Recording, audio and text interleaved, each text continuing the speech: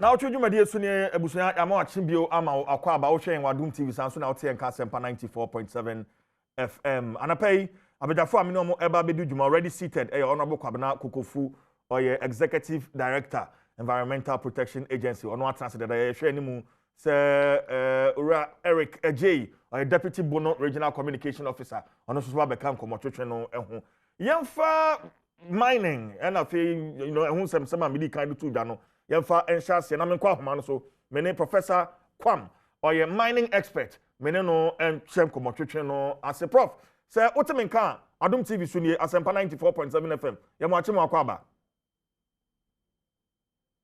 Okay prof fi line so ye besan so aboye homoden na yensa kano a yene no atwetwe enkomo, but you can come through with your Facebook comments na fe yajebre akenkan ede ama Adom TV on Facebook and I say asempa 94.7 FM ewo Facebook. I share stream no for so enye bi and share. And my main honorable Kwabena Kukofu and share komotwetwe no ase na prof ba na fe yakon hone na akotwetwe kom. Honorable Akwaba. Ase e share che kakra. Ebi yaboko de. EPA etisen adwuma no kosen honorable. Mamema ahwepo nyina chia no pay. Na omampani ni amamu penifo so mechia wo. EPA yeah, like tisania o mema dwumaku bi atie no ye bomodena ya afam di afese dwuma o man dia hye nsa no ebetumi ayeniye nso hwe nkakra ne o ha nkakra de mo frɛ no challenges no ebi yo ho na no nsusu emu yabem eguso a mpanini ne dwumaku no fuo ni nyinara ye boye homoden si ebetumi asom o man ni ye nyina nim se ba oba de bobre nhihye mu a ohawa hodo bebre na wo ye mantemo wo ye nsu aho wo ye nsasesem ho enu nti ntimi fa prekope enso ni nyina no nhihye de agu akwan mu nse bi ha mote bi ni se mo nsentrofoi ne da ubofo madawma ye ni mu edin sawso eto kese na mabodawura amayen na mayen kyekire ni bi amayen no no the friend education and awareness no ho afi the friend no say ye moye ho so na ye hwɛ sɛ ayen bia no dwumadi ese nkrofo die no de boa no omo ya na the friend no enforcement no nti monitoring yɛkɔhwɛ na onye sɛ de ese wo ya ye bɛ hyɛ okete mirakwan so amo aye de ese wo ye sempo ese de ugina PM anim wo court a ye ne saa esi obo ka ne atwe asonso a ye ne saa nti EPA yeguso. Okay, but I'm saying Professor Joseph Kwam aba homa no so ma me nkona me ne no ntwetwe nkomo prophet me nka me mo akwaba Aminia mejo so me bato ahode wo hode nyame adon. Okay, minim say we obi a me fa kwenye so ntia watiefu nyi atiefo eje so ye da se pass na pe waje bre through mining community. Okay, prof minim say mining adwuma ekoso Ghana ho obi a wo hu nimde pa na we are very passionate about it. The fight against illegal mining so far, from where you sit, who is saying, Prof? I mean, the totality of the fight against illegal mining, America said, government have born modern papa.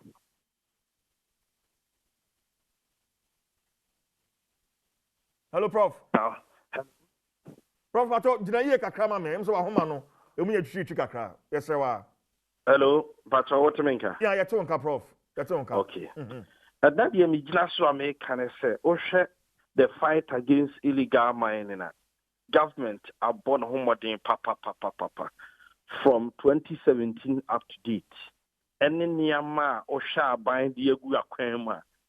That is a clear indication telling you, say, Abaya born homodin. Edrechy. For instance, so a kwanya uni a forest na attacks from Brebi Eba and input within the government still illegal miners no be hard in such a way say or moving say that is their livelihood and as such Sadiani Omo no munyoma no aduane wo so dia and ye not just a quite be on the first on the edge man on the year. But for me, as a person, I feel that the best thing I galant say no. Forming association. For instance, Ghana Small Scale Miners Association. Normal fighting for their cause pay and say a quite ban you be your license yet to be your juma. Because say, oh, your mine no license. It is illegal. And that is why in Tia be any license almost year juma. And because of that, checks be any monitoring be any will be evaluated almost in Tia Basa. Not the best thing to do, they say there should be a reinforcement. Enforcement be a best stop or mojumana or moyen to protect our water bodies as well as our forest. I mean, your mammy can't be kakra from 2017 air back up to now. Adiba Akuma, ye whom set a year lapses on the part of Minerals Commission as at that time no was said. Minerals Commission offices in na a year 12 in the whole country. Yeah, I'm say as we speak, I call 30 of these offices. 30, yes. Yeah. Even some Rebecca who are 33. Okay. Yes.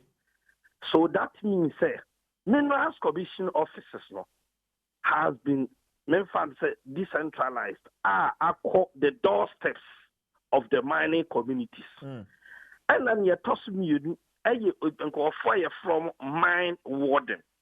The other local forestry from forestry gas, and I'll be from say for mining gas. Almost so you create alpha and call for over there 700 to 800 or more respective areas.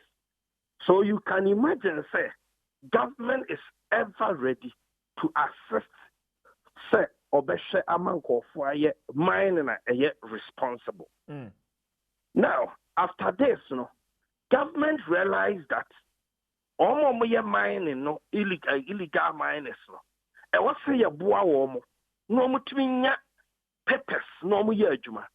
And because of this, government, even as at 2018, 2019, before COVID nebebano, not over 5,000 square kilometers of land yadiato was yamfanye small scale designated areas. No be a person quiet mining biana or koroko applied. As at now, as we speak, I know Minerals Commission prepare other places be as hard you go. Now, mini America we know, Adi American say from north to south, all areas are a small scale, gold belt, and what's that? Your university. Now, yet mean more of small scale designated areas at the top or more person mining. Now, good one, I am my drink say, or no dear, or Tinikrum to obey mining. Many Article 257 of our Constitution, and my United say, so, oh, as a simple krum.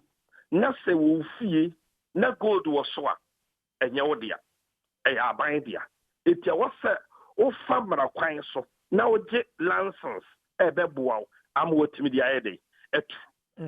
Now there are a lot of people that apply over the past 2 years. Our license, Minerals Commission, you could see and a lot of people are eager to have a license. Because if you have prospecting license, the Kurano, and so be call site honor, not O2, and you say prospecting license, you find Yajuma, you find two, and I'm a what? Minia, Fabiana Okano, let me explain something here. Me too. There were types of licenses. Yes. There was small scale legal license, a lease. And you were quite large scale mining.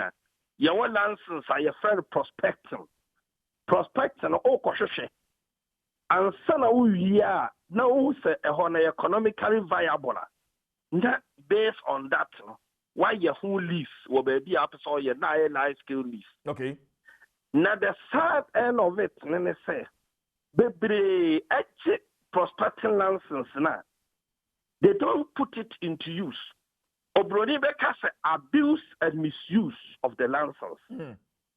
Oji abon sa no onu twitwa de mankofo say omo mfanye mine na asase no na age license no. Minua sa osha prospecting license na ewo mu clear. Untimi mine extract. It is a ukobe binas will be a war prospecting license no sure. That's why you're mining. Or strategic gold. Minia sani pano or amount to illegality. Illegal mining. Okay. And that is why here we share honorable Mekudika on it small scale miners association for Nishiano. Or catch it almost say to avoid say task force we number attack or members and after Bibino. Well, all legal small scale mining lease. With somebody that was you on, making sure say what they be ever sense. So what they say so obi oba be our first over here. I say only a small scale designated area now. Okay. And a two a hono area yellow amount say ube to me the mining na. Okay, but Prof, I mean, so. Sir, advice, I mean, giving the green light from 22nd of July, day, say, Obia or yet license, be able to me acquire Jumano. Is the timing right? The fight against illegal mining, Yakuma, Fayadim Kunim, maintain as I acquire Jumabu. No, Minia, Galam say fight na a fight, you know. Small scale miners, illegal small scale miners, woman count. Mammy explain the BB Kakawaha. Me too. There were two types of licenses. There were small scale licenses and your large scale licenses. Small scale licenses, no, the difference of one large scale to say Asanko Mines, Anglo Gold, Newmont, and they say small scale, no, the maximum in terms of size is 25.2 acres. But license no na hoden ene de life still for bi san glogo de kura na pet. But the issue ni say mostly no enam say small scale no to the communities na omo si edaya kese emmo ho by ni no. It is believed so we were you mine responsibly. Many of them make out to them. Me too, Prof. And you won't call phobia. Omono so believe say omono de womono assassin da ho afa. Ono de obetu the sun wotu no. Eno de illegal mining. It's no de afra the galamsey no. Okay. So there's difference. It's na mostly no. Onkofo ba am say small scale miners association. In fact, I will say fair. Small scale miners association for and penning for should begin now to list their members. Then tell me can I say almost listed their members almost use more license. Okay. No more listed their members. No more when they are true members. Because they be all join our association and so many licenses. Okay, that brings me to my next question, Prof. Why are first I ensure say licensed small scale miners akwakoya adwuma no kwan ya be fa so a illegal miners any sagalam say for yi omo fo omo hunjim MSI adwuma no nyina kwan be na say fa so Professor Kwam. Aminia, the best thing to do ne say I keep on saying say umo bi kra permit sa onya adwuma na say wa monitoring and evaluation ama ho a enipa no beto go overboard. And that is why Ntia say ohwe roader ubehu na via police for or checkpoint no omo monitor omo documents. It is now time say 30 Minerals Commission officers, they have mining guards omo officers It is now time say they should receive adequate training. Say omo ba call rounds I monitor those people no mama nonsense some year juma. Even to see say they are doing the right thing. Near Tosumienu say Operation Hot or what is called main fantasy security air rounds, air monitor river bodies, the forest. Minerals Commission and your list of all those people and also companies in Ghana almost issue permit license at the Amawomo. Almost listening so that some woman small scale designated area. So they won't go there. No, acquire the responsibility of Minerals Commission and EPA to make sure, sir, one way enforce their bylaws and answer their rules and regulations. Say, legal permit, no mine responsibly. Near Tosumiansa, there should be a licensing regime as soon as possible. As soon as possible, to make sure that within a stretch of 2 to 3 months, you bet me any more designated areas. I'm talking about one more legal minors. No, better keep up as a talent. So this time, no, I'm save you. Now we are coming forward, sir. You see our legal small scale permit. Juma based on the Russian sales census. Many a idea way near CEP, near Seminars Commission. That's idea way Koswa. I'm telling you, Ghana is going to be one of the best mining countries. You've been yes, come on. Prof, I'm saying, what about Minerals Commissioner? Regulatory body. But in this instance, what should be the role? I say EPA, play. Are you talking about Minerals Commission? No, Environmental Protection Agency. Environmental Protection Agency. Yes. Idea me expected from them, Nene say. License come ho. There's some issue license for permit now. They should set a time frame. Within a week, they should be able to issue the EPA permit. 2, say omoko site where be any panel juma. And so I'm making sure say any panel the omama permit no. Or juma ombro said the SW juma so make is 100 meters away from the rivers. I'm making sure say at least every 2 years be an issue permit. EPA permit at the small scale miners and now some of the mining companies. Yeah. Yes, also make sure that within this short time, no, at least one more never be a panel though mining permit for small scale 5 years.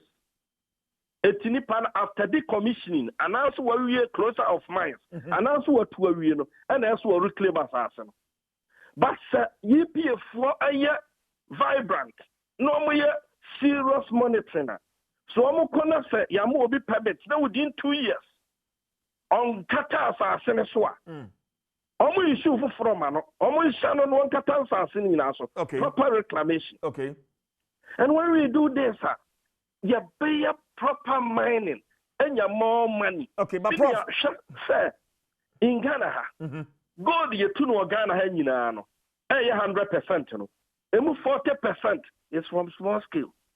It added to young small scale and young strong boost in such a way, sir. Okay, but Prof, maybe more money from it. Okay, Prof, more jobs. Prof, Oka licensing regime, we live in a country the abuse of some of these licenses. The likelihood that how do we avoid that? So be honma, an affiliation to a political party and our penny binti, obenya licenses are any wasan kasa licenses, how do we avoid all these? Prof. Minia medase. I keep on saying, say, Debia ya kabibia near the aqua, yes, say, politics. Ignorance of the law is of no excuse. Minia, oh, you're mining. Nasa, oh, you're Ghanaian. Ampa, Esa de Mrano, a year Juma. Samrano Anya Juma. The best thing we have to do is to make sure that Yabaman call for grace period. For instance, so legal small scale mining permit. That's one you're the right now. Minerals Commission EPA can decide say Yama grace period 2 months. Do the correction before you continue to mine. Omo prospecting, omo person mining, anya the right no. That is why Antia your operation hot wohono. Those who promo a cross license no omo paper so omo yet prospecting no maba yet legal mining. So if they are not using it for the right cause, and nothing I was say security forces stop warm. Well, Prof, Prof, right. me bisa say me now ka say bibia ni and politics. But me no me na wo man. And operation hot for a friend saying task force for aqua site be site hono ano mkoto say go for illegal mining no.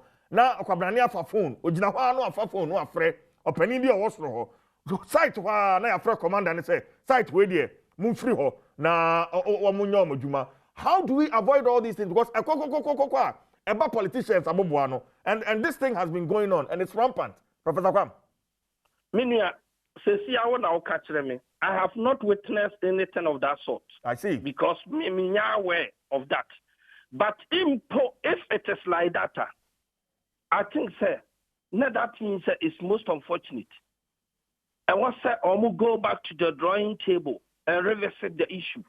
And brother, I'm telling you, sir, if the institutions are working perfectly, Minerals Commission, and EPA, Juma, Fanyama Wekran, and Koso, and Tinadian Pesame Kanyana Wahane said, Ceciano, Minerals Commission, per the minister, and EPA, I think, sir, they need to collaborate and make sure, sir, on better monitoring task force to make sure, sir, Obia Ghana, your areas, ya Gazatia, mining communities, mining areas, ya nim Obia warrior Juma respective area. They have to make sure, sir, they should go to respective areas to make sure so be a warrior illegality diano. Omum entro no handle one hand the farmer the appropriate security agencies. No one take action on them. Okay. Prof, I'm ready to my man now say na fancy that's a pa so wajemre na oni atwetwe nkomo Professor Joseph Kwam mining expert ene no atwetwe nkomo no oguso a wo hwe Adom TV na wo twe dwumedie we are also live on Asempa 94.7 FM. Abeja for Atnase come through with your Facebook comment na fe yenjemre ye kinkan emfa honorable Kwabena Kokofu executive director EPA Atnase so and Aminia Erica J Deputy Bono Regional Communication Officer of the NDC, and also Ababeka and Sa. Honorable na Wanugusa Okasa, I'm say, and command na Professor Kwam Edwin na Buti. So far, the role of EPA in this whole fight, in Pansana, but it's here, it's one more license, no, one more conquer or Majumano. What has been your role of EPA, Honorable? Environmental Protection Agency, per Acta, the 490. 460 of 1994 no ene LI 1652 na dada di pefe se ye wo ho kwan wo mremu se ye behwe se dwumadi bi a obi a edie no ye be krakra no nti ye mfa mra mining ni EPA emma mining permit EPA or mining permit na den amomode ma EPA emma environmental permit for mining. Okay. And which kakra? Minerals Commission. I don't know over apply to Minerals Commission. So open large scale, open small scale. The Minerals Commission, I feel na waye na sasasire da hwa ya draw no the amount. Enti say small scale uko da mpani ma near friend concession, no small scale concession.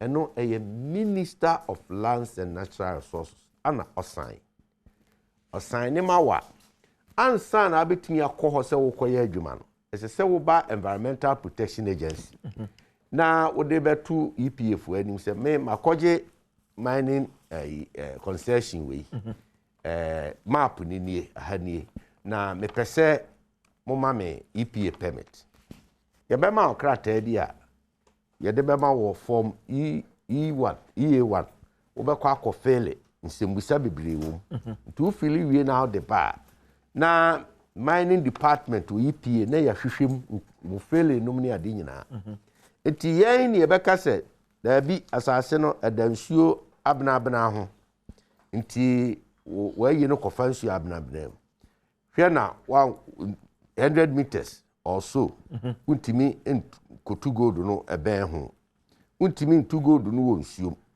untimi ntu unye ni se na chese yakọ site ho eyade amu amukọ ho EPA for mukọ site ho na map na mutwe na mugina so de sa advice ana make cho yakọ your officers kọ ho na bibre ho agu yanim sisi bibre yakọ ho ayakọ akọhwe ebi ho ye mfama wo bi ho a ye nye ebi ho nso a ye beye nanso ye be kire wo se ye we ni krakra no obi ho nso a ode ba ne ni ho asem kraka ye be ma ho kwan na awre wo sibe wo mu se ansa na onia na obeba EPA na wo tu gold no what you say metio o tu enti na anu ye ni bre ba ye a ye huri gina ya o mampani ekeka no ho a ye afa na dodo na ahunu hia sese so mu ba EPA number bebre ho a ye be kọ na o tu gold no a wa sha ase a o ye na se wa fa EPA fu achi a wo tu gold no sa na I mean tinsim baby na prof ka ko ni ade you see small scale mining concession 25 acres 25 acres be a 0.2 ye twa ma infidie ni ipadodo ni speed ye omde ye adwuma no ense se take 1 month na we di asa o mfra na ye di asase no any 1 month 2 months na we di awie you are getting my point enti woti ho 1 year 2 years 3 years kuta license no ye den because we wie ho 25 acres within 2 months excavators ni ade a wodi tuo ni pegu ho amohunu ni nyina within 2 months you are capable of doing omo titro ma ye day and night ka ho enti no you have exhausted your space you may be having the license may be valid ebi ana years e de ma wo enso ye but as a sin portion e de ma wo no wa wie enti yes me tisa proper say EPA for you madwuma EPA be ye adwuma pa seriously but say minerals commission be kambo ma ye adwuma pa eyade amoye adwuma ndada na afia nsa na mo ba be kambo aye adwuma no I agree say we dey ma bebre akoso o man fa kese na agina state institutions so their friend is systemic failure no me EPA ye ka ho bi entimi ye ho free yes enti bre kwa nanim no refocusing ye reposition ye ho afi ye say na sinto say na ehunu wo ye adwuma yem nti ye nia ya hu ye say ho yare ne ya boa wo man honorable Kokofu is it the right time as I said lines even if they are licensed is it the right time for them to go back and work o share kwa ya ko that illegal mining here no you see a policy direction Jumadie ne share Ministry of Lands and Natural Resources sector minister ne ye Ewura John Abujina na nabedi ya chire no mu baako ene honorable George Mekuduka nti e won aso ye ne wo me maso ye ye Ministry of Environment, Science, Technology and Innovation my sector minister honorable Dr. Kwekwe say no yes ene EPA ni ade ye bo nchidom Minerals Commission ye agency of lands and natural resources enti won abobo ano pa ne wo now near minister can say small scale mining Obia ni wa waka no omem ha se yechiri small scale mining. Na emum ekwan a ye fa so ayeye no. Yes, yechiri, but we've not been able to regularize activities of small scale mining. Anti meba at EPA ya tobo at EPA points ye de agu akwam. Sir Professor Kwam we say utie ni ya. Yes. Just say adwuma sese omo ye ombekọ adwuma na oka no aka say EPA ne Minerals Commission ye won adwuma yi a be ye that assurance na mpese me deba because we want to find out adwuma as EPA my year behind the scenes and warrant is okay now we are assured say EPA ne Minerals Commission ye ba be call back akoye adwuma yi mo be boa am adwuma o so mo ye no akoso that's the assurance ehona mebe eti at EPA medie nyina ekoso nyina na hoboa ya ye ya bodawuro ene dodo ni bebre a nanka omu EPA kwan akra omu ba on their own. Yes, set up 35 offices ewo hotspots baby are you too good baby are you too anwia baby a ye mfudie bebre your districts are sa ho no ye ni offices or your friend operational offices. Okay. People will be there on the ground to start with. Ye to su mienu obia wo small scale license ye ba be hwe wo be gina plot so ne ahwe wo no plot ne ahwe license. EPA will be coming down. Physical monitoring. Into your bar Eric yi me oba si Eric ne plot ni ogina so. Kwamna kokofu plot ni ogina so. CJ o plot ni ogina so. O license kuta. O license ne de ma brebe why adwuma duru say na why na koduru. Ye wi a be kan cho say post to reclamation bond. Yes say ye ne banks yes say ne ahwe reclamation bond. Eno no tiremu kakra. Reclamation bond LI 1652 of 1999. I think schedule 2 say dwumadie bia ye die efa fuma gudie tuo ni ade yesusu se ebe say asase na environment the friend reclamation no say because so say reclamation the otiase ye wie na ya say asase no na asase ni da dem na mra ne se obi a okodi sa adwuma no ontua sika potini bi nto ho ontua sika potini bi nto ho otua sa sika potini no to ho a ebi se ye be ye nhyehyɛ na ya bu akonta na say efhens asase a mfoni eda TV so say ya sansa asi nyina no wo ma anya proper reclamation no dabi reclamation ni ho enti no wo amrane show ehye se ye wo hwehwe ye hwehwe huhu se asase no ebese ya koduru pempen so sei enti sika se ne ebi ebehia de aye enti wo na wo ya nkuta license no wo betua asase sika no akoto bank ye escrow account ye EPA ne wo company kro no mo na account no mo dinim okay na nso wuntimi nkoyi na EPA ntimi nkoyi na da bank ho enti say ma unfie mienu ana wawie wadwuma no o say otie professor kwa I say uye di commission na ana mind they say or an up mine na just wawie wadwuma na wudi commission no say ye behwe se waye ne senia wankasa wo kiro no wo krata mu betu EPA se uwie a wo beye ne se waya na fe wusika no ne de ama sound wade ama wanye de wanya ne ya follow on se sika no na ye de aye last scale man how much are we looking at sika saying na ebe here say you dey beto bank just in case when to be anya reclamation no baby ane ne de ye work out ye working no land bia ane ne de any operation bia opeso averagely maybe at 10,000 and now 20,000 Ghana cedis. I can't say off my on top of my head. Okay. But me tell man fatu ho a large scale. Large scale for adwuma ya omu ya si o na nkofu o ma ba mutum. E bin ye mabinum postu as much as $30 million cash na the bank. Now 70% of Sa just 100% no. Ebia ye be $90 million. Emu 30% ubetua ne cash e de akoto bank. Na escrow account EPA stroke company no mo din da so. Na de aka no what postu in bank draft bank no ebe di integire mu na bank na de bond na beto ho amayen. Ansa na EPA amount environmental permit for mining. Enti large scale miners na yehu omu o mamu ni nyina no. O tua de e friend reclamation bond. Enti so ni an ye large scale mining wie na ne mine life ne ende.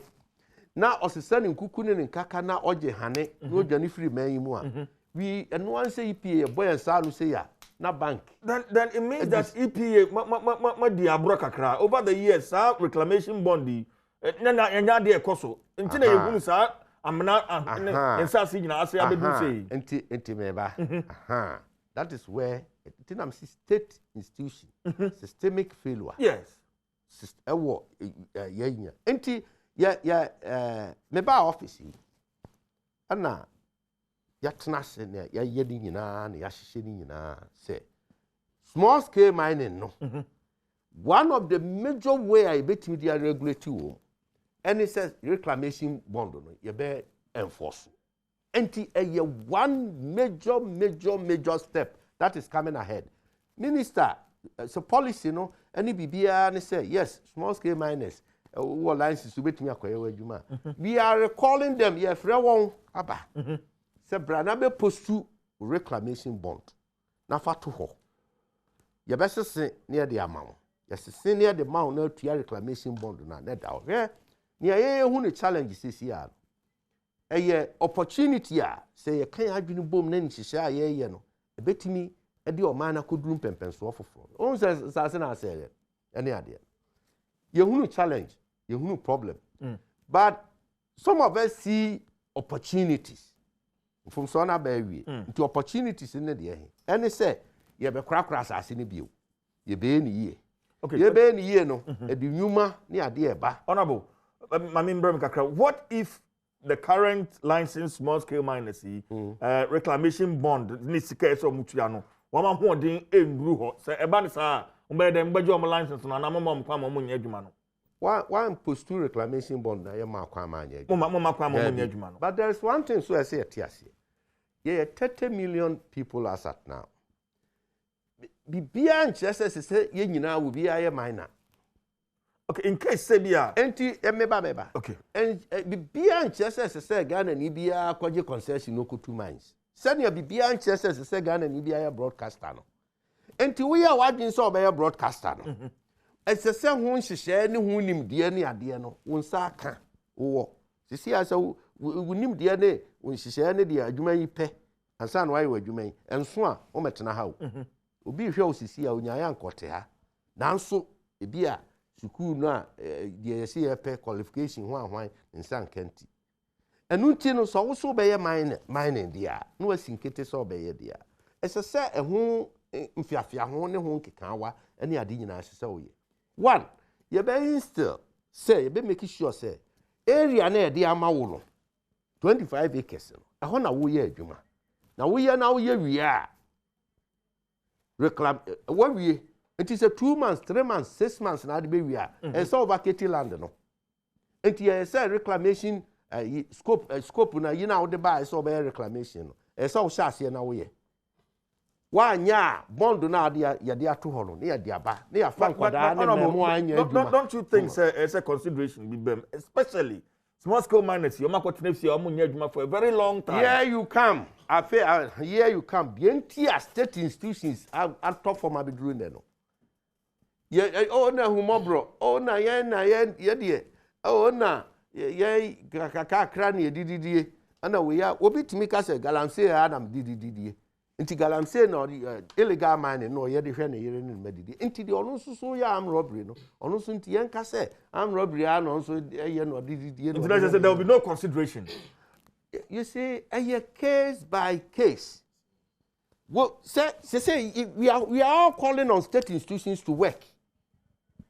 And you prof kwa metie ne pa. Officer Minerals Commission ni EPA ye won adwuma yi So it is more or less saying say EPA ni Mineral Commission omunye adwuma wie ne aduru ha. Case by case na say ya ba be hwe okru ni anim ni ama no. No. Ya be hwe anim say wo ufri hin na bia ateso ama ana okra de bia. O bond ne kra ye nhwe kra na fe ama wo ye wadwuma. No. That is what we mean by case by case. No.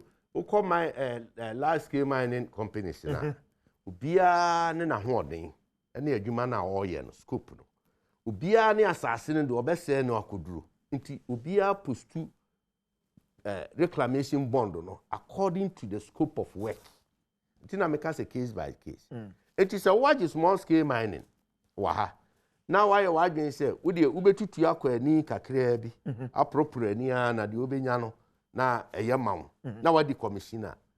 How ne say ya besa asase no nko dan say de ono no wa hoden no no de na fidie betumi atu amena na kodonko akwa ase adwirigwiri akọ ebi kura timi tu akotu nsuo efom nsuo ase no what you say ono no so scope nko okay enti no wo na ba kire ye say madwuma na meye no meya akoduru sei na meye koduru sei a how a misusu se be ye ni then we will go on the ground na technically no yakwa access said the can ye no cry and san ye hunu bondo a medase ye be san ba ho obi we say wo die mu pa ntina se ma shada anya bre wo ho me bi sa Eriko ma me embra ho is it the right time say licensed small scale miners on be come back omoba ko yedwa but answer na no ma me ndi kan da was pa it was as a very short invitation and an pay wo da betra hanoma as usual wa be kan ho dwuma de that's a part. I no pay the match for. I'm saying what they know from kakra. And then I remember something I was starting to fight and remember. Oh yeah. Last time I moved here. Yeah. And you better. Was that a couple mama? Oh, my Canada, because I know you're not free now. For last time this year no Tiapo sana me tu no fuba na no one to know. Tika brana no asia. Oh, one hour fast here. Oh, na say last week na manko now come back what say that will be akọ asemo sorry me tell say anopɛ de em say na me nua pani ato force na was so yeah bibi nti wantumi ama na was me ba me ti professor Kwam interview no kakra yeah na wo hwɛ de o kana utimu say oni medwuma nani so no see a politician say so I am Rashi baby. Yes. Very good. O share on meye MP kwan na ofa so kan galam say asem ane man na asem obey MP kwan ofa so kan wetin say nim de no. Oh, you're very passionate so, about are they really using him? No or no anaban no. That is the first question I may busa. Says so any member of parliament be. Are they using him? Because we be wonimu. Nti o kan ya odi kodu asem me mfa nya amanyosem na ho de na ma hu say watra share kra on fanto nchen e na o correct me say ekwa ekoba bedue party A ni party B ya so and they went me anka sa no kra na it's a fact. Oh, first question na me person me busa wa oyima no say yes e ba be ma small scale for na go back akoyi licensed small scale mining for no na ye ho to mo operation. You can answer me, only uncle, you know. Was there any communique to halt their operation? Because operation halt statement not the buyer no. Member who page and a paragraph and a sentence be a woman say small scale mining no munye adwuma. Se momo kan ye na mema kan ho you can tell me. Enti e dey na hwehwe ni mu say minister deputy abena so say small scale mining license for be kwa akoye adwuma. E hwehwe ni mu. Masa, the approach of this government in fighting the menace, as a montias no moko. I was a Ubusami warfare on the abundance as a 70 forest because of field or one. He knows a lot about those issues. Most started this Galamsey fight first term of your administration. Mo fight legal business in account. And we spoke about this extensively. Say, ejuma na moye no. Say illegal business na mo fight here. Momo muhu. Enti ubekaya then minister because match me am crew ni. E de communicate ba bonten say 2 years. Omo ntimi nkwa adwuma. Omo hwehwe omo nkrata. And illegal mo na mo illegal business no. But me no agina for de krata bi ama say obi illegal business a wonya na adwuma because operation hot for ye adwuma. Ana me boa. Enti the eminu penin du kapre na ho be ka kire Ghana for say ye be mo mu kita licenses akoye adwuma no kre bi ani kono no mo hu ko. Because oba our second term ya o fight that menace na ye kan. Once almost start ye Ghana for akasa sa na MCC bibia ko din kakra me boa. The approach no mo dey ko burning of excavators. Yeah, na some of us media na ha me papa because I know where I'm coming from. Okopetemu amifia. Na ohwe ya akwan. Ohwe ye gatamu ni de keka ho a. Na metimi hu se betimi de sa machine bi akoho. Na ete gatamu ni de keka ho na kwabrani timi twaja tum ni ahye no. Ubusa na aban krachi pani atimi aka kire se ye to control board. Wabra control board wi $20,000 a obinya bi. Wabra machine na ye hye no. Over $300,000, maybe $250,000. So we spoke about all these issues. And baby, I do name say, don't na front tegarama duka apre ne ho abeka say they should go back and work. They were working. And amomu team na motie no mo di destabilize omo. Hwe dey see wo akwetia omo women's organizer dey. Okita large scale mining license, right? Nipa ne yejuma. You went there. One question she washing nyema nyina abubu site dan wo ho nyina. Meanwhile, mo na moma nipa na license to operate. The same abinet here konwa so no. So the legitimate question the otifie na no ni mining ho asem no bebusa CJ ne me wofane se na wo a wo ma nipa na krata so otimi ye adwuma no. Wo aso wasen akoho akohye ne se adwuma na wo ye ne nye. And Minerals Commission after say Oma granted that permit to go and operate, they have the mandate to keep monitoring nkofo na omo ye adwuma say are they working according to the laws na omo operating na. Yeah.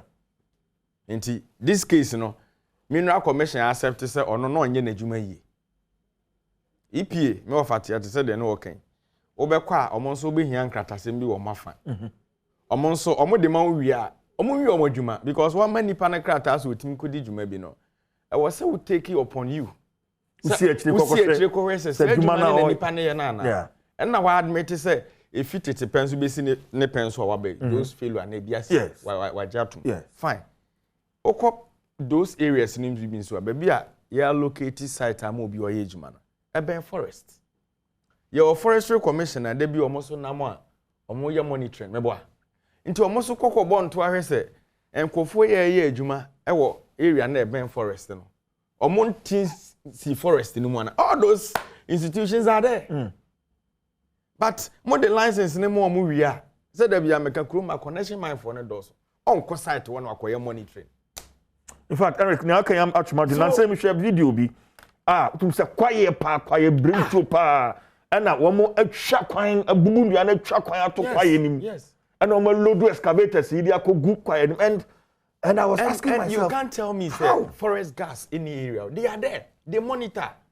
And then for forest, omo petrol team na. Omo the military for na Kabom joint operation. Omo na ye adwuma. But we had the okay yo. Ye timi atwa kwan out to forest no. Akọ park excavators. Just say obi enhu. What am I say? So me there this girl I'm say fighting unhu ade na minim dia omo kwan kasa whether they are fighting legal businesses.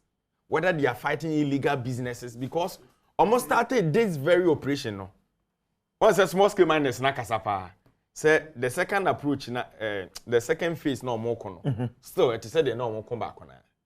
Oh, the year can is here just last 2 months or so. There was a case in court. Away. Yeah, excavator first one and kofu your moache fire bi mu wi abi. Obi ya na excavators ka ho wa court. I'm a court manage judgment. See him $15 million. O convert back Ghana sika mu and I'm bear 90 million Ghana cedis. So change the triama worry me on the trial. So because of their negligence and incompetence, Say a you be a juma say ya chi excavator begu ho. Mutimi ma bambo for tena ho hwe. Na mo mama bambo for antena ho na mo pe connection man for much afa no. And the Ghana for you could. No, Eric, I know that you have no proof. How do I mean, what are you telling me? I have a proof because remember I have a proof because me know in an etikromu and on my mua. And a professor from Pomboatin koye case. Sir, excavators no much di gu ho no. Ekwa wusi mu asese excavators in India keka. And then mu show back when ekosi sen. Yeah, ekosi sen. Ye hu baby a ne pomasi be. Ye hu baby ekowie ye hu police investigation. But don't tell baby I say o ma cha fa na say obi awia na say bibisa. O te 2018. Ekwa wusi Central Regional Vice Chairman then. Oko check cast ema constituencies in Central Region check excavator too or manufacture excavator. So that time no can task force. Na say excavator. No me excavator say ton. Mo ka ho mo ye problem. Mo media for. Mo ka ho. Odo sabe o many. My man cannot clench because a thought that ye cannot crench. You should allow us to talk. No, but because oh they see you listen to this. If there's a logic in my analysis. Me too. Okay, anti-galamsey task force. Yes. We are auctioneer. Who team me pa? And the other back can go for a chichi excavator or money person. And excavators in a year. We need to create also auctioneer. Uti, oh, lances are ultimately the auction castle. And then depends who are connect region or what chest donation. I be before no, ya no money say as a Ghana for no so near man bro. That is how they think. Okay. Yes, that thing is serious. Okay. So me dem anusi for man zame of abemu no. Me dey me who statement be a chese no mo seize mining business, licensed business. No. But if they want to fight it well, or more community mining no mo create no. Their works now is even more than galamsey. Utie me pa. Me too. Or more community mining na or mo ye no. Or mo nyuma chen galamsey. But almost started this fighter. Now you fight you had to do last scale miners and so on. What is say you touch community mining? No, because party apparatchiks are in the bush working. Until one now be no be a catch so national security ni. Na national security a galamsey pit money no. At the same time, then the panel catch us a presidency in Asoma. Like what is going on? No? We know the truth, but always we will come and sit and start discussing these matters. Honestly speaking. Ma bano ntokwa na mo kun wo sa mining na yi no mo faili because utimi ko start fight na excavators be 500 ayira nyame na meka mo na mo ko ye case fight corona no na mining ko tua mu judgment debt 90 million Ghana cedis wonim say na no other dey operation hot ahihye omo ye legal business infidie ni ade ade me dem te say madam Kejamfu akra so be court so granted mami court na yekobu eka bi so mining tua a minister no bottom sika no di. Eric, mamenda wase na yenche ho mra me Eric again na honorable Kwabena Kokofu na twetwe nkomo. Ye ba there's a second issue for mampani na kwantuo ho. Ane imuaya honorable Kanoforiata e de kom na Hyebejafie ye kwada etwam ya. Se eba no sikasem ene mampani akwantuo ho a anya Ministry of Finance na mo National Security Ministry ene so bebu sa nkonta no e de che emra Hyebejafie. Me di Chief Jay Fortune ye ba. Okay, enti yamu ache mo akwa baby na otwe dwumadi eso eni utie e wa Sempa 94.7 FM.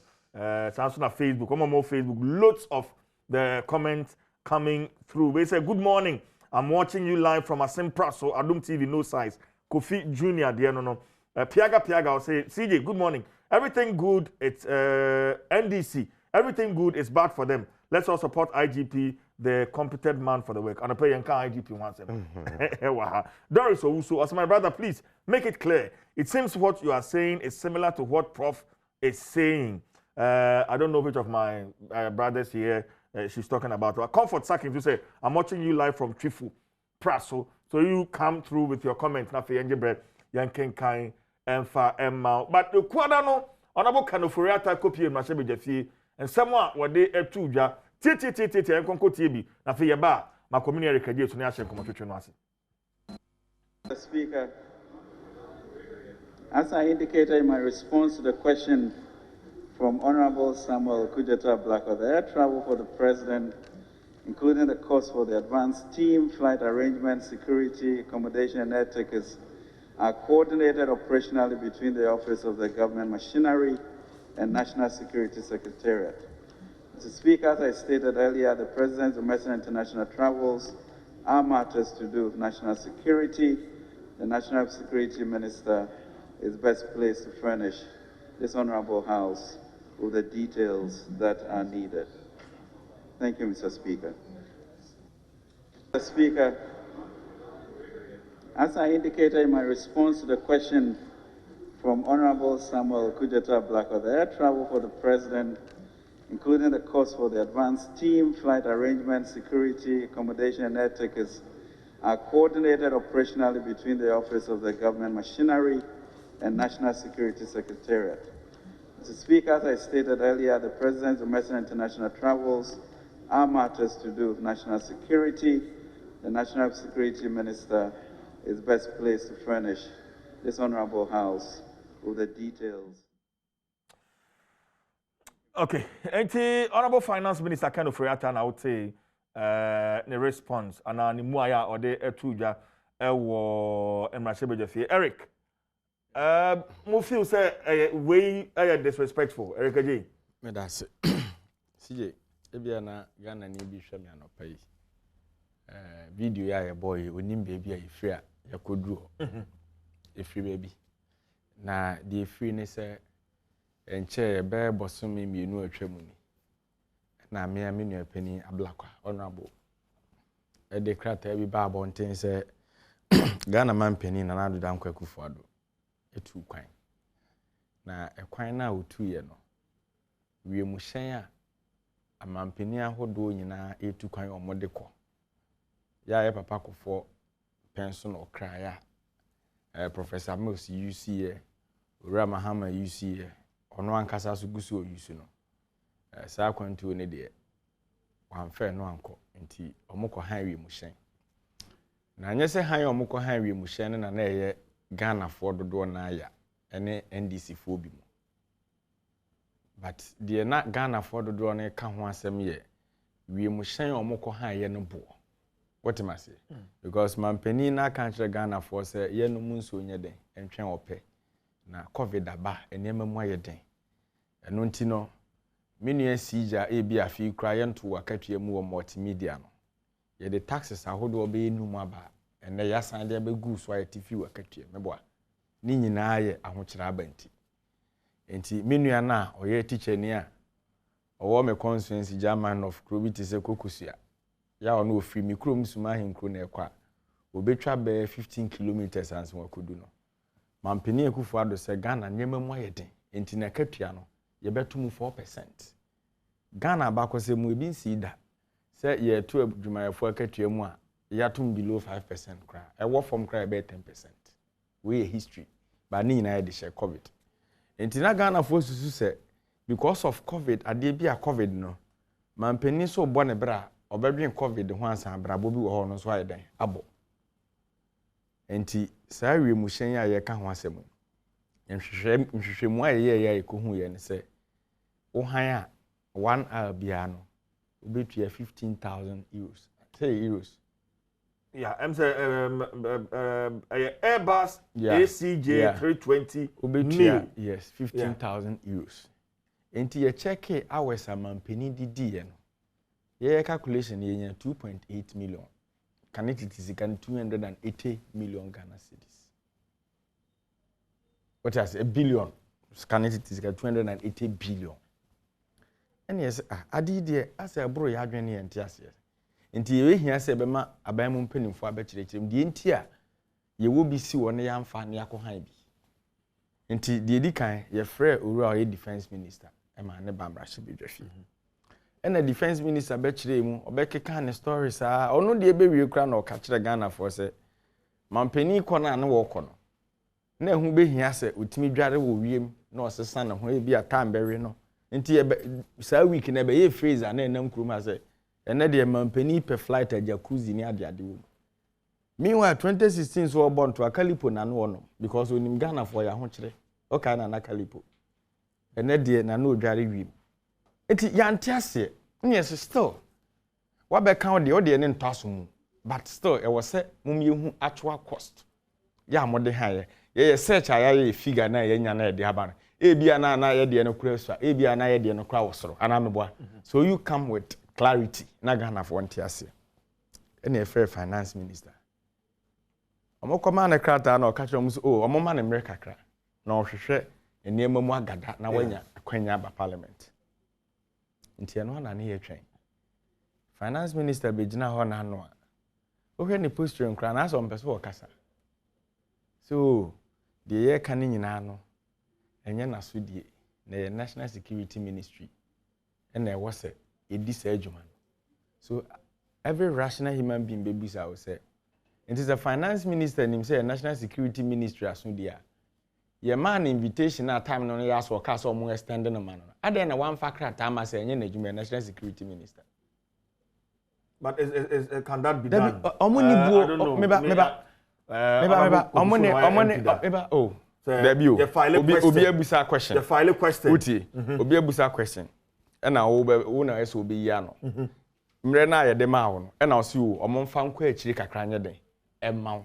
Na wo gada wo ho anse waba.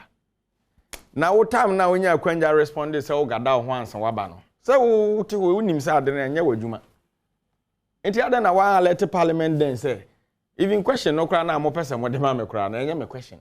National Security Ministry aban mu adwuma ne yeken but adanko dada de mo se mo fate esre me adanko dada de adwuma bia na omudi they are not willing to do any account to Ghanaian omonye ready say ye bema kontabu papa bi ada ho fan ma Ghana fo ahu but it's too embarrassing say me ne wo ye je eto ne ye de hwe mampani ontua tax unim say taxes are there by onu ontua bio onu na ontua tax na ye na etua ne kaka ho na no kran ka o say apekwan etua na yirika no wakọ charter flight ne ehu say last week in the heat of COVID wa nwene Ghana for bebu nkonta e no so mo de wada ye twen National Security Minister beba ba metimi predict me say ba na obeba ka kire say security issue nti ehu hia so mo de betudwa o de say etikrum ha National Security Minister amfa figure bia nkoto parliament me America say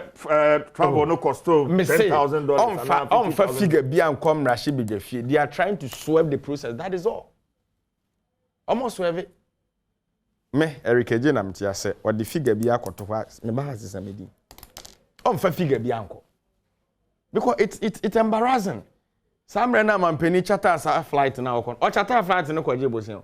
When you acquire, you see, $170 million. It means that the president travel is worth it. It's worth it. Now, Obi do 50 cities. E Kumasi. O kwa kwaji na wako fa flight. We could try hour. 500 Ghana cedis. Meba. O de CJ meba. Obi do ka Kumasi 50 cities. O kwaji no. O try hour. E wo ha. Afa flight 500 Ghana. Akwa kwaji 50 cedis asan afa flight aba. Nti o kwaye den. Sika na kwaji na ebese nyese de achewo. O kwaji besan hwe wo nko a wo expenses masa edu baby aya nwene Ghana fo ho kakra wo okay hwe president Kufuor na de napko bai akwada o ye napko bosome oje 700 Ghana cedis within a year na katua 7,400 say nipa kro ya hwe taxes ayete no enti CJ wo ye ma 700 Ghana cedis a month say demand no so wa beso enti panimfo no dwene sankofo no ho say akwada na etua ne 700 Ghana cedi no ya sabi otimadina obesin ko adwuma okaso no 700 no set ne ba no de man na ebeso ne man we should be thinking of these things. Eric Mesaba hope you and even up to as to whether amampeni kwan a otu no if it's worth it because so otu kwan ko pe bibia be fie there and then I think we should give him that backing but honorable what's your response? Yeah, I mean I don't know response Finance Minister Adebayo no who is saying. Yeah, me you are no papa na mama come chiki to bi with your permission. Okay. Eya na you can say oh obi on a permit ya oya adwuma. Ana me ka mine no. Oh okay. Obi on license oya adwuma. The mere fact so what license no. How dey adwuma no. Does not mean say ye hwehwemu ne ehu say oh ya ade bi etia license na. It's an illegality. Oh driving license. To drive a car. But what traffic lighting? What the car bonipa? Police betcho. Yeah. Police in case or driving license in T. What traffic lighting into no co. And I wouldn't from so. And you know the yeah, mom. But what the Makumachi? Because in the mining sector, that doesn't apply. That's the point. It doesn't apply. Enutina, Eric Kase, will be here Juma or large scale permit or yeah, the Juma na yakwa season or yakwajen and yama. What should you who say? It be another Bibia or yeah, no operation CB and co yen CJ. Okay. That is the point. Let's make progress. No, let me ask a question. Obey man, uncle. Minerals and Mining Act. Yes. You will acquire a fast MOB license to. Yes. And I will acquire will be former. Yes. The same law, no so acquire the fast. Exactly. So in this case now, the America may confer the judgment debt in Abemun. Now you call with the law. The exigencies of the time. Yes, of course. You Uber call with the law. The law allows you. And I say proceed for you, Mejume. Proceed or Bechewa. If you are say utimi inform. But when police is doing a swoop, you say criminals and BBS in the police is swoop. Yeah, mom kaye. Empty place. So the Eric, finance minister. Utie na ho brase na year o kan ne. Edian pan ne wom so wadi atemu. Anti ndisi fo asom say insulting. Ateni be pan ne wom. Here court law. Odi assembly court when ya bre. With him say Eric him say kokofu bo nya na wie odi na koduru court. E baba be duru judge animu no. Na we hwe asem na judge say dabi me decline jurisdiction. Asem we me transfer enye. Nti gi say another court. Yes, Eric, sister and crata. Na court to chrono. What they make ye no, or they make call. Judge wouldn't in a temu. Jurisdiction, yeah, you are say forum inconvenient. And to fire question. Our parliament. Now some chrono we are now open. One casasu dear also to know say him for pana. As my me say, Minya anumia. Good. Now, meaning Honorable Kuteta Blakwa didn't know where to get the answer from. Men cancer. The American say, say when you have the pass up a fire question. Now, indeed, your TOCCA, now say me kwanye. Now me fire question. Now question near the Command Health Minister, I call Health Minister wha. The also say Health Minister me yano me kwanye. Health Minister ba no be yano. But can't you let me say, Master, a quiet some dear. Mr. Me health hono, me nim who asem. Into a road minister. But this is a question that has to do with financing the president's travel. It's tobo and to crown a hard, you know. Maybe. When him say, Eric can say simplicity. So at the Tina, question never done, hotter than no name say, your honor, or no year, no, not all trauma. Eric, young sir. Oh, TM, parliamentary procedure. Uncle Mitchell say, what I say, and you can say, there be the Mecca and say, when in senior no, or be answer on your due to those things. But yet, come on, a crater, and I'm running some days or something. Yes, no one. Never run a making. But sometimes only Zanyawa. Oh, T. Me a honor may be. T. Parliamentary procedure. Yeah, the crater abrew. Say be yasamano. Wouldn't be a year no say a ho floor. Enti also up a mere bill kakra. Ya manemre oba. Oba what be yano? Is that not an answer? And ya men oh TM. Nipano waba no. What be yano? And now would you about you pose me busa question a question the answer may pen. So you set your questions and then you expect your answer. Oba ye no wo be yasem na no na no ye ne se enya me na me ye ho adwuma na mum aha enya se o kan sa akwa keke se me nyam na me ye ho adwuma na oja ahokọ yo wasan kirew se aha na wo hwehwe sa asem na wo behu enti wa yi ano no comment is an answer an answer sisi am no tie na bizam ze kokofu Eric ho te say na so no comment ya anu so me you anu ni ntwa ho mpoa me ni di watem. Man you are no. Some man can say Eric who ye na no ho ofenku anti no a wo pa tie ni ti. Just say what's my busa manyano. No, but the substance of it. But me back. Oma yi sika sem nyina. at the finance ministry abem. In fact, we begin na shebe je no kan budget. He accounts for every single ministry, department and agency. And what stops him from even sometimes no G any so the no getting the necessary information from the Ministry of National Security pertaining these travels. Now be like I say no, it sounds cheeky. That be. Still grade 1 or something. Okay. Oh, tie. Yeah, budget. Yeah, budget for government machinery. I say okay say budget no mu debate no mu sisika eco presidency nko adoso dodo. What you say? Some mo kai. Good.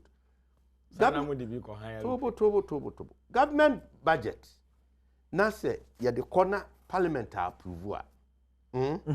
Implementers any spending officers say what government machinery mu no. Government office of the president, chief of staff da no. And sana national security because issues of importance. Ne we ni ade. Omu na ebo ho bra. Omu na di ho dwuma. Sesi a samiti EPA na ochina ma di dwuma bi wo EPA na hu sikasem pa busa. Na ase finance minister na Ghana sika nyina wo no honti. Ono na omeyi ano ana. Eba tobo. Yeah, I don't think I am. Na government EPA is different from EPA is different from president. EPA is different from president. I mean, EPA is an agency. Now our budget. Our government budget. You have a minister. You have a sector minister. Good. It is a ministry, no. It is a ministry of environment. Yeah. Yes, sir. Onona, I say, or the Obeyano. Absolutely. Good. Because Onona is spending officer. But who is the spending officer of our country? Spending officer, our presidency, who continue national security. Now he's showing you the spending officer at presidency and the chief of staff. And your finance minister. No, and you've been given weeks to prepare and come and answer a specific question on the cost of presidential travel. When to me and call Ministry of National Security. Minister no abeba. Thank you. Minister of National Security Musro.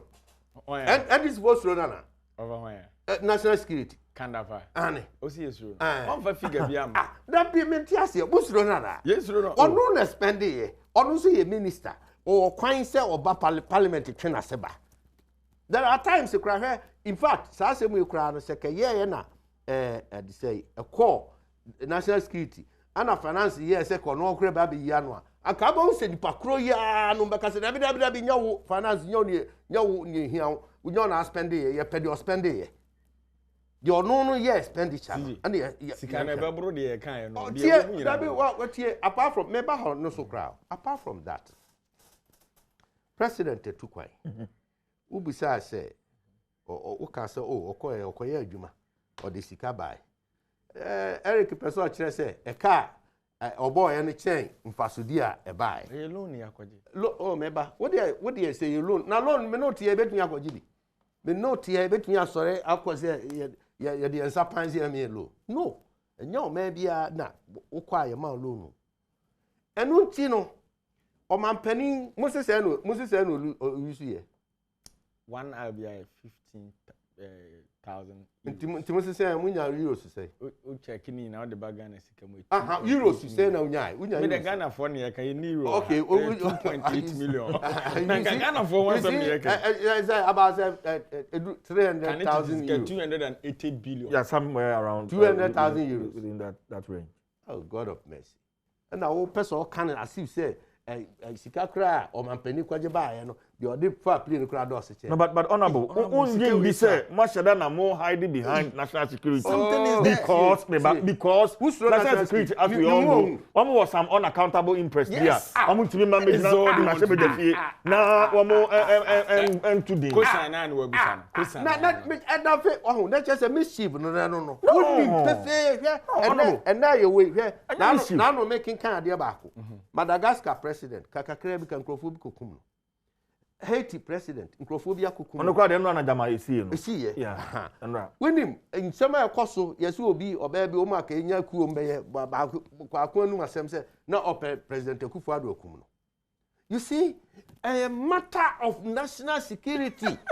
Say, which one is the matter of national security? President, say about to candidate in parliament and President Akwantuo and in BBN and Adia or ye and Amo betu han or beda dasi no beko. A national security for the tuning no but and no Oma because Sikano Eboa a car your boy there and national security asemo. When I can say on spaceship on spending officer national security and spending officer not the national security ni budget. Omo budget to cater for president the movement in na de nyina. Don't you know? It is obi or budget. Obi abani e man budget. And a parliament mo an ma approve national security budget. And the budget ni wo president Akwantuo ni ade nyina wo is embedded in there. Ono ne budget or the buy, the estimate. Koyo be fa so a president be ni nyina is in there. Enti only spending officer. Enti so wo ho asem bia busa. Ono na se so busa no. Na finance minister the overall oda ho nyina ma ye nyina kakaka mebo ochiche no obi ade ekọ na so ya na mudi di dwuma no enti every dwumadie bia wo sector bia no as finance minister be ya meba enti say omo budget na in quote omo misuse na in quote we don't have to talk about it. Oh, why not who talk about it enti busa de ono no oya spending officer on the national security. Busano. CJ. Spending officer. One hour for time to do. Oh, that be not say may come out. As my Kenya may wow. If he said, because first now what do you say? The parliament to friend say the yes man or to find it and what. No. On the floor of the parliament. And I pay bill. Parliamentary education fine because why am I should be bill. Now you are doing say. Now you are doing say. Finance minister buy and assembly wa me year no. Anu abi trampoa wusu hwe na ho brasia on dey say ya no 10 or dey from ejapade ni na no say ya wo ne no ejapade asema de mo nkoko ho ba gwedie fani boko on fumo hwe sa no tie oye no so ade no kra nyama so ye na mpo machire mo baby kro ene ade na I don't mean say all along musro national security sa we hu be no abadu but so betwe nya honorable Samuel Okudzeto Black Amamia many beji pa me person me bisa no say no nim baby o say the question ne ko and I want fan ko and now to him no ono feel say as a finance minister and so he's asking bisa now I want to ask him that simple question nti pa honorable Samuel Okudzeto Black Amamia dem wo fa kan nyina yen show urakanda pa ministry even your system now you operating on that give me system now yeah ministries yi na akra no ukoya de bia finance ministry ya na approve sika na de koya de David but me ba has been given of ati ade ya ye kan ni e Ghana for do na interest 17 ye kan national security no already no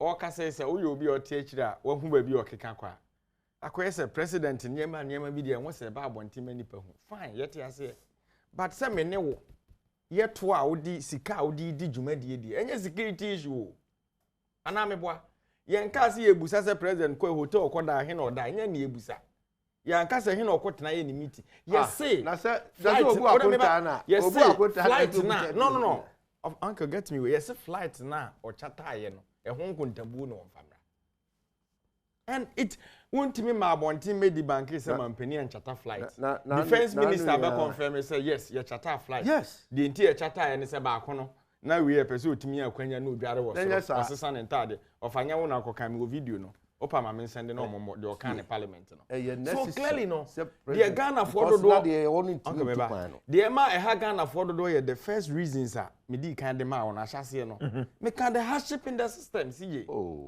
and you have to put all these matters into consideration but say we are there now so minister how na what system or how be no okwa no otu kan na okoba ye no ye de oba e fa so de uncle ye de oba EP no unim say EP challenges wo hopa enti o be koto e wo Ghana nyina akohwehwe bebi am offices woni dwumadi amudi mo wo ka e bi ebetimi de wako na offer Wako rent for who be akwaji Land Cruiser 2 when on call for ogum. Wabra mo waka betimi aye ne kakra na de mo. Woni pakro ya so se EPA ho ne sika ni ho. Na wo san buru kai den edigu ho. Does it make sense? Mami you ano. Na say you. Mami you ano. Ye do play na wo ho. Mami you ano. Ba mampani se mu afono no. Mami you ano. Emu nye fe. Okay, quick. Obi a we can be calipo na na quick response.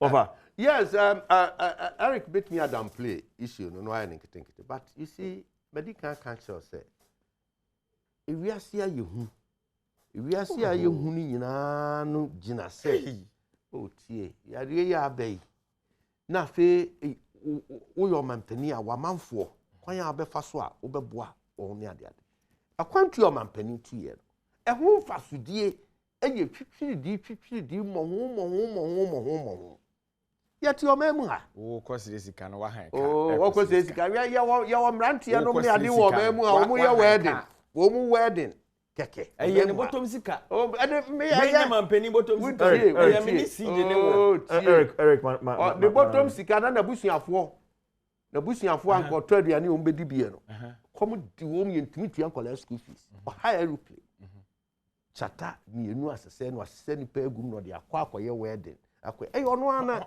hwan mo oh that Debi hwan mo wo pese ohun pese ohun okay your phone am can chiro so you see you can o man asem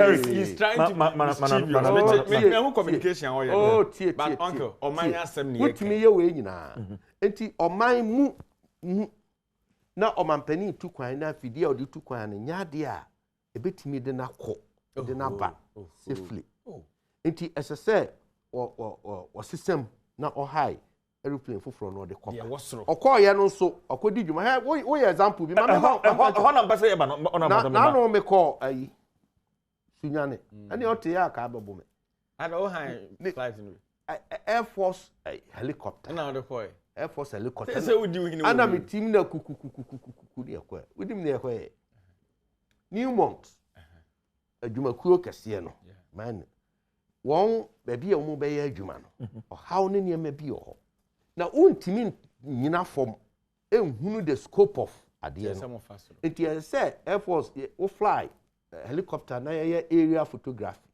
na yɛ twa na yɛ timi hu na physically nso hu niam a ɛwɔ ɛno de mo anya bɔ enti Newmont adwumakuo no untie enti Newmont adwumakuo no na sɛ omu fa saa ho ka no okay enti omu fa ho ka no omu management omu benefo ɛwɔ abrochire no ni ade ebetimi atena ha aka sɛ ana mo kosunyane akoye program we ni ade Land Cruiser na enye bus kra ho VIP mo amfa bi anko ma fa helicopter omu nyesa because omu Eric please Eric Ajay please Eric honorable can you please allow me please CJ dear tata don't please honorable kwan a o mampani tu ye emfa so de ben pa na betima ka so ofi France call Belgium between South Africa ede abre wo man e ka o boy ni nyina we are journalists what follow we nyina into dear pa ana ususu so mampani e de ba mama yansam is it just for courtesy announce so okopa bi the bread wo man okopa be 170 million euro national development okay wait it's okopa sabisian and obo kasai this is not this cannot the buy this is about kasai say when you kasai say what about kasai say he who alleges must prove you don't ask CJ me ba who say kasai it ogwaje 170 million and or the plane no cost 180 million euros a nice example say or the wiemuhyen if in crime e ko me krom sunyane anu kra me hunu wo kra na de ya de Eric papa fie ni o bi si ehunu ya me kaso ase o pe abuza bi sara answer do me deputy ba ko be chere no say Eric papa fie o de ma wi mat enu ha nya ba ko na ezi ejiro o say omode flight e ko Bono region to be precisely omoko ni one side reasons are or the man say the inti omode flight na ko no atasumu ana me boa because na was omoko di djuma bia omo kohwe ade wo fom ena nipa na ekohwe ade wo fom na tiwi mu hye no mo ana ade ne ben fom mo hu de wo fom fine they said almost started this galamsey insensem ya na omo de asrafo no de ne nam so omo hu de asase omo de videos na pictures by that one is okay in 2019 or so ure ya na our sanitation ministry kofiada and sana de ne ko aviation yeah so no so de adu pray bi so call north coast meeting form okay eno de ne nyepe enti so o di guns ne yani na o ka se bi ono abu kokofu de adu pray akosunya ne asrafo de na owre kofiada so de bi ko ne krom adan ya na nkata mo yawe ne wo so coast meeting form na mebo those scenario ontimi mfa nyepe ti se de o de no ne Ghana mampani de ya yekan because ya wade ne bi wo when say it a fact I didn't buy a black or blue information. No. They started defense not winning it. Minister no ba mrashe fin when me and sisu people. Sa didn't yet. Oh, not for to the extent to say me bo. Na numbers na na de be kono. And run not for to car no. Na said no numbers na ye de be kono CJ numbers no kura nyina nkom. Nti na hu be hia argument you don't do it. So you want to tell me say Ghana President Akufo-Addo Japade. And also a quack of Pebosia, Abbe Shenny business in Umwa. And call Behan do play Nadiaco. And I saw behind part that luxury type, no, dear 1 hour, 15,000 euro now, a bit piano. When him the bet me, I will Crebias. That is why Ghanaians are talking now. Now, 170 million. I can't comment to the Eric. I'll come back. For I thought that we a politician, quite our president to whom Ghana for turn. We need to me a Magana for whom, sir.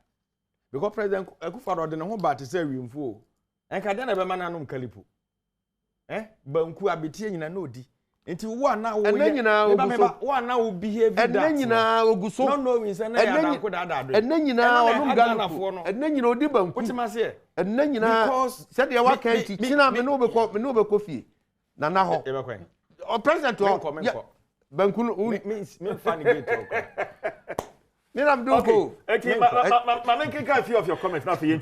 I'll activate the phone lines and then we'll be rounding up. Kwesi Dakun or say, Finance Minister is not a spending officer at the Ministry of Education, but he stood on the floor of Parliament to explain how Education Ministry has spent their budget and the amount of money they have spent. Asembe Nkureni, Kwesi Dakun sent in that one on Facebook. Now we say the MPP man is talking about Air Force helicopter. A better and more affordable option would have been a drone work to do the video capture of the environment of the Newmont landscape. Taxpayers' money. Look at that.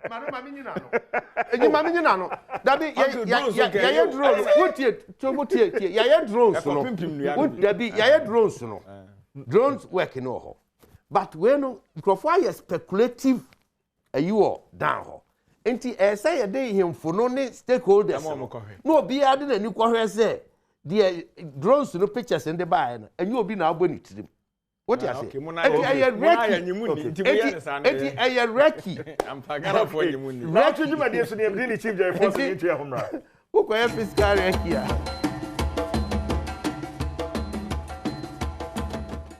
Okay, so we are back. We are back on Adom TV soon here now. Nnawotwe Yi. Yeah, they bro. Mami activated phone lines, you know. What's the COVID-19 vaccine? Maka COVID-19. Minimum so vaccine no. Eric, the about the questions prepare by you. 03022 2117 and then there has to be very few number you. 0302 21170124. Which Nafi Udu Agenche Ede Aba. Of I know Anugusa Okasa. I mean, the ordinary Ghanaian. The ordinary COVID they drew it there. I don't know. There be young Mecca. COVID they drew there. Hey, say idea. Nanabos above Manus, my main big and fan Nanabos. Nanabos Aquaba. Hey, CJ. Yantil Nana. And I just saw you coming to the forum and show on a call that I can take my raffle for Anna Belfi. The ECG boss. Karachi.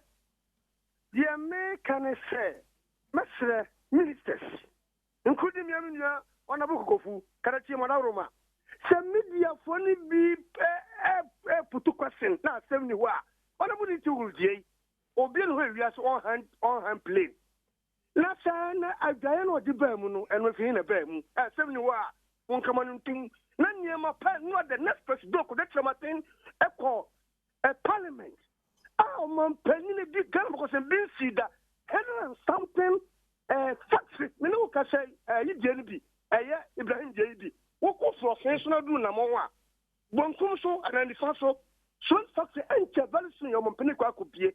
They are not Ghana for packing in a pump and they go across na play won't be more Nipper Galimu. If I don't use a plan of your Nipper Galimu, you're not Ghana for packing. Young Fakoma Pa. And we get here and if I want to penetration more 2025 going one district, one factory across the country will be on your Senate. Medase, Maminko, Majesty at saying. Good. You it has its own city. Yan kind of quit. Also, on a book kufu. In some locan, and cut me Sanka a NDC 10. Minimum power, minimum some to be count. NDC 10, not President Mahama. Joke or justify all in to President Mahama. And can some can end of count. What do you mean, Eric said, my poem? Sir, CJ, empty phone can crab back. CJ, wouldn't say, get 2016 year campaign. Not I'm paying Kufado. Oko Osua, Omodi Benkwa, Odibi, Dokun, Odibi, Spa, to Spa, current president of the country, or to Spa, because Obian himself on that say, and couldn't say, for Trotro, in the issue of Ghana, for Trotro down for Trotro. Into a for Trotro, and two folk I say, when you into would the Omba Ghana say, over the Ghana Fuska. Into him say, Uber play, it was really see. Anka Ghana for Matabama. It's a man campaign time no. Anytime the government come because since you are no scarce your booking. She say a finance minister or finance minister. I can say that and a parliament CJ. I got kind of finance minister we can ya. And the markets about it. Okay, Medase Majesty, Mamen Kotakwa, Francis Akwa by NTO. Hello, Francis. Okay, Francis, a few lines will with me at 0302211701. 211702 211703 na 211704 na abodin the TV so na wo hwen ana wotie a low volume no na fe yentimi ente wonka eyi na for adwenche fabra Adam Akpalu or say please honorable minister drone works can reveal more details in every nook and cranny and the footage can be carefully and systematically examined to achieve the clear picture of whatever the stakeholders want to see. That's my opinion. Edem Akpalu, Edia or de Ebaye, no, yeah. Yeah, Adam, yes, your opinion is respected. But Ebia Unyante Adenasi, Reki, Suja for term. Just a person no potting. Now, no potting. Drones, you know, ya fly, ya will be, and you may fly be any other. Now all the pictures in here na achinyeje wo enu nti no won a wotwa kan wo dwumadie no no it's okay any nyina anko na afia ni kurotwa amansan emfa nkɔhwɛ say o fly drones ana we area photography kra we sa ni nyina awia your friend remote sensing we ni nyina awia you still have to do recce as I say na with him you fly we no kra na awia no still our men are on the ground we have physical marking of the structures in any adina until they compare. Right.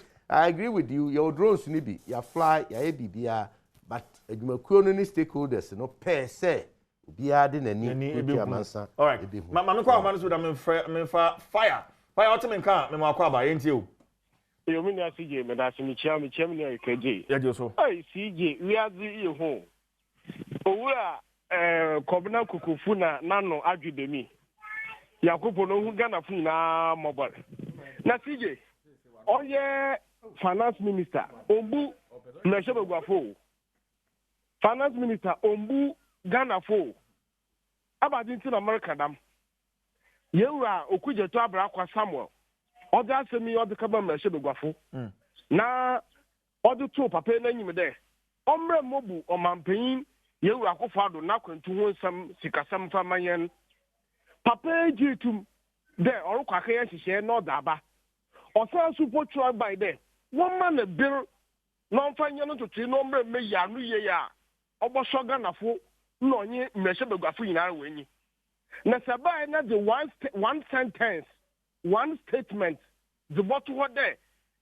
Inyami na wode mi yano, nemo or Minister of National Security no do yana. For more than 1 month, it's an insult to our democracy. But they want to hide behind national security. Now I can in Zamani Honma, national security want to manage it. But if you can't go to Bungo, you know my opinion, anything. Or there, you were kind of out to Bakachegana Fina. CJ Medase. Meso Medase also beats me after PK in Lambele. A message, but it has nothing to do with discussion and AIA. So PK, I'm sorry about that. Charles, good morning. Yentio. Good morning. Charles, what can I free him? I'm a patron of New Obuasi. Yentio, Charles. You, Madam Asipi, Lumedia. Mudi children and pay.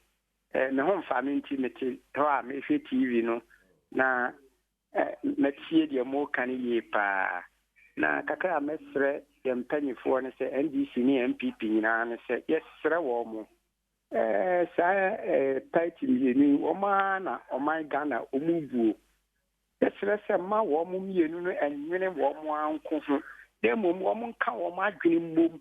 Na die wo mo ye de boa o my Ghana ebe ma Ghana mabunu na Ghana ni pe wo mu nyina ye ho atoye no ye sere se wo mo nka o ma dwene mom na wo mo mfa moa o my Ghana emu nipa ewom ye hu se ye wo mo ka nyina no eprema wo mo obia ye die ye wo mo party no ensem ni bi wo ho a wo mo agitum se NDC ni gitum se de MPP ni kan ye ne sa ye nanso se beye na nipa e wo man no mu MPP hu beye wo mo hinti na wo ka ne sa ebi nso wo ho a MPP nso hu se de NDC ni kan nka ye pa nanso akoba sa MPP hu beye we hinti no no so ka ne sei because ensem wo mo ka se ye de ba minister nim so me yi ani eye no kure se why na high pray no de ma o man panyin de ni tu kwan enim say national security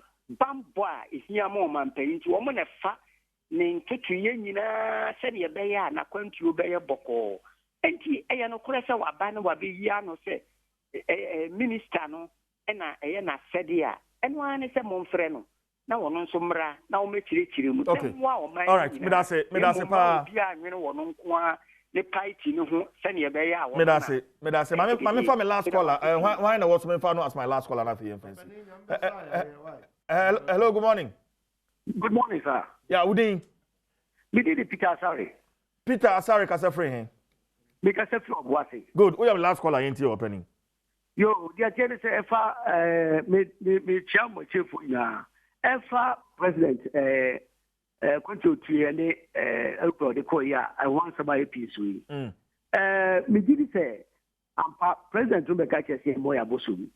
Na a very mighty. That's what it is. Who should say a Juma? Yeah. CEO for the woman by catcher workers say, oh, you see, and the one of my customer did whom Modiana, required to market room. Nesuno.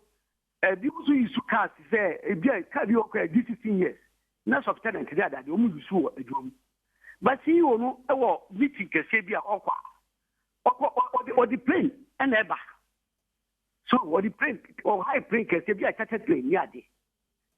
And don't just say beer. A bassa wa catcher say workers reality was na a no my didn't. There's one any idea or the better play so it is present to know. One, pay now or high notice said the oscillating who company now oscillating equipment. Who get equipment we say F the equipment F the overfar.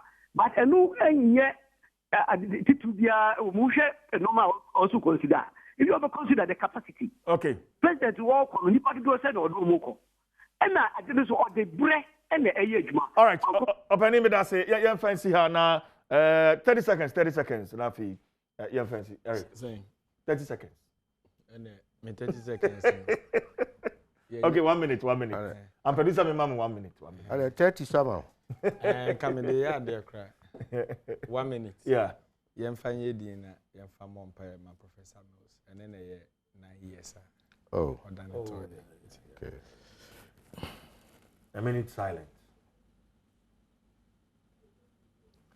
May his Amen. soul, may his soul rest in peace. Find them. Over.